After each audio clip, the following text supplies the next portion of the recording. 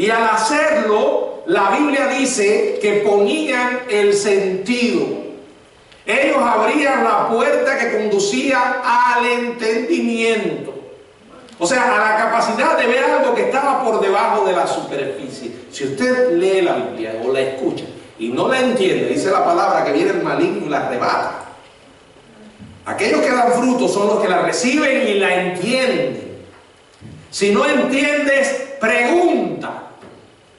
Pero es importante entender que la gente comprenda lo que Dios está diciendo. Ellos abrían, repito, la puerta de la comunicación, o sea, al entendimiento, para ver lo que estaba debajo de la superficie.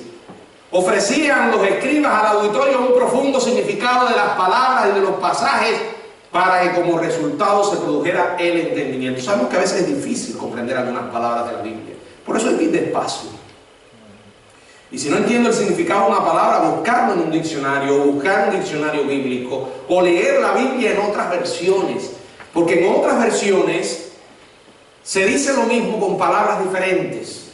Y uno logra captar de una mejor manera el sentido de lo que se está tratando de expresar. Por ejemplo, yo soy seguidor de la Biblia Reina Valera del 60, es la versión que más me satisface, pero no por eso significa que no mire otras versiones. Puedo comparar otras versiones. De hecho, en internet hay programas que te presentan un versículo en la Reina Valera y debajo te ponen todos los versículos que aparecen, ese mismo versículo como aparece en todas las demás versiones que hay. Y cuando usted lo lee, es maravilloso lo que puede encontrar, porque entonces va teniendo una idea mejor de lo que quiere decir el texto. En cuarto lugar, se aplicó la verdad. Los que oyeron respondieron. Verso 9. Y Nehemías el gobernador y el sacerdote Esdras, escriba, y los levitas que hacían entender al pueblo, dijeron a todo el pueblo: día santo es a Jehová nuestro Dios. No os entristezcáis, ni lloréis, porque todo el pueblo lloraba oyendo las palabras de Dios. ¿Por qué lloraban? Porque estaban reconociendo que eran culpables. Ellos le habían prestado, acuérdense, esto es un proceso. Le prestaron atención a la palabra de Dios, manifestaron respeto, entendieron lo que se les estaba dicho, lo que se les estaba diciendo, y tuvieron que llegar, innegablemente tuvieron que llegar a la conclusión de sentirse culpables, porque estaban viéndose en ese espejo. Recordaban aquellos años que habían vivido sin energía espiritual y cuánto se habían alejado de Dios. Si vamos a la Biblia con mansedumbre, con un corazón humilde y decimos: Señor, háblame, Él nos va a hablar. Y si pensamos en la palabra no como algo que puede decirle Dios a otro, sino que me está diciendo a mí, siempre vamos a llegar al mismo punto. Señor, soy culpable, perdóname, ayúdame a vivir dentro de tu voluntad. Soy un ser imperfecto, todavía hay muchas cosas que tengo que resolver. Te pido que me ayudes a recordarlas y a resolver estos asuntos. También recordaban los pecados de sus antepasados que habían sido llevados a cautividad, y la profunda culpa que sentían los hizo llorar. Por cierto, llorar no por puro llanto, sino como resultado de ser quebrantado ante la palabra, de ser convicto de pecado, de ser tocado por el Espíritu Santo. Es una buena señal, porque la culpa muchas veces puede ser un excelente factor de motivación. No todo sentimiento de culpa es malo. Dios a veces utiliza el sentimiento de culpa para mover a las personas al conocimiento salvador de Jesucristo. Y en ese momento en que se sentían culpables, Nehemías se pone de pie y dice: ahora dejen eso. Es cierto, hemos hecho cosas malas, somos pecadores, pero Dios nos ha perdonado. Sigamos adelante. Este es un día santo, un día para celebrar, un día para gozarnos, no para llorar. Verso 10. Luego dijo a la multitud, dice: id, comed grosuras y bebed vino dulce y enviad porciones a los que no tienen nada preparado, porque el día santo es a nuestro Dios.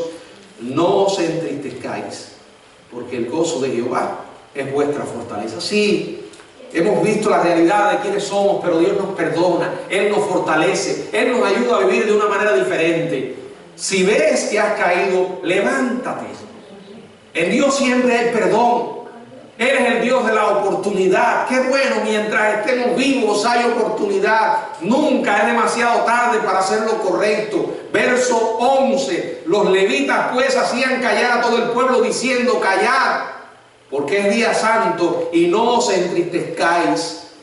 Parece que ellos estaban viviendo en una época muy parecida a la nuestra, en la que algunos declaraban que Dios estaba muerto. Esta es una filosofía, una ideología muy popular hoy. Mucha gente se declara ateo, otros se declaran agnósticos. La realidad es que mucha gente quiere vivir de espaldas a Dios, piensa que esa es la dulce vida. Se olvidan que aunque crean o no crean, eso no va a cambiar la realidad de que Dios existe y un día cada ser humano tendrá que encontrarse con Él.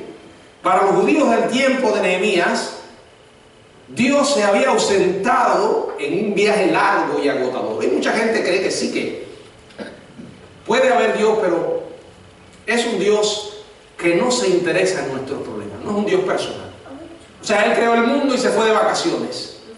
Entonces hoy tenemos que arreglarnos nosotros en esta vida como podamos, porque a Dios no le interesa mi vida, ni la de nadie.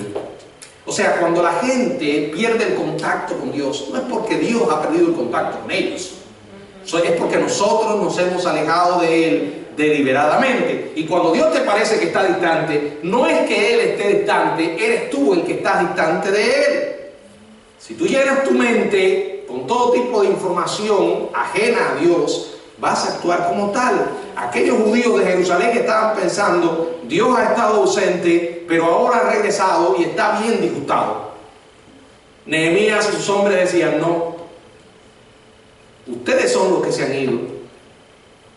Deben celebrar este día, porque este maravilloso día, el Dios del cielo está todavía con los brazos abiertos y te dice: te voy a perdonar, si te arrepientes te voy a recibir, acudan a mí, yo los recibiré. Se nos dice que ellos se aplicaron el mensaje personalmente y se convirtieron en un pueblo movilizado. Miren el verso 12. Y todo el pueblo se fue a comer y a beber y a obsequiar porciones, comenzó la obediencia, y a gozar de grande alegría, porque habían entendido las palabras que les habían enseñado. Al día siguiente se reunieron los cabezas de la familia y todo el pueblo, sacerdotes y levitas, a Esdras el escriba, para entender la palabra de Dios. ¿Quieren que le diga qué pasó aquí? Un avivamiento. Un avivamiento. No es suficiente escuchar.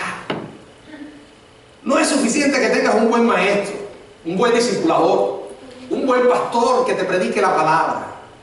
Tienes que hacer algo al respecto. No es suficiente que abras la Biblia todos los días sin que te preguntes: Señor, ¿qué debo hacer? Sé que hay ajustes que tengo que hacer. Ayúdame a predicar. Miren, hermanos, cuando usted tiene un corazón verdaderamente humilde y dispuesto a obedecer, Dios te va a revelar qué quieres que haga. Ahora, no es por pura tontería, no es por curiosidad. No, si tú quieres saber la voluntad de Dios, es para hacerla. Puede que lo intentes y no lo logres en la primera, pero debes volver a intentarlo. Señor, ayúdame a hacer tu voluntad. La Biblia se había proclamado y el pueblo estaba movilizado. No es bueno saber y saber y saber, sin la más mínima intención de obedecer. Porque entonces te vas a convertir en lo que yo digo, un hidrocefálico espiritual. ¿Sabes que la hidrocefalia es una enfermedad donde las personas la cabeza se le llena de agua? Hay gente que tiene la cabeza llena de agua en el sentido espiritual. La Biblia es el agua viva, pero qué triste que la tengas solo en la cabeza y la distancia que va de la cabeza al corazón no descienda. Te voy a decir algo. Llevo unos cuantos años como pastor y he conocido todo tipo de gente en las iglesias, desde buenos creyentes humildes que aunque no tienen un conocimiento profundo de la Biblia, aman a Dios con todas sus fuerzas. Pero también he conocido a otros que en lugar de ser ovejas, son cabras. Y créanme, he conocido a algunos de ellos que tienen un profundo conocimiento espiritual, igual o más que un pastor. Pero qué triste cuando miras su vida, que no hay en ellos absolutamente ningún espíritu de obediencia y de humildad. Son personas que tienen dones, o digamos, vamos a usar mejor la palabra talentos, tremendos talentos para servir. Pero cuando usted va a la obediencia, dice que lástima, porque la palabra cuando no se obedece te puede llegar a endurecer. Dice la Biblia que Dios mirará a aquel que es humilde y que tiembla a su palabra. Hermanos, que jamás este libro pierda su impacto en nosotros.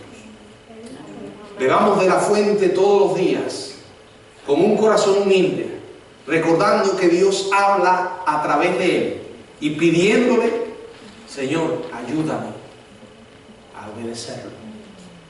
El pueblo de Nehemías experimentó un avivamiento porque ellos estuvieron dispuestos a escuchar con un corazón humilde. Si queremos que la iglesia, el camino, despierte, debe comenzar por ahí. Que el Señor nos bendiga. Amén.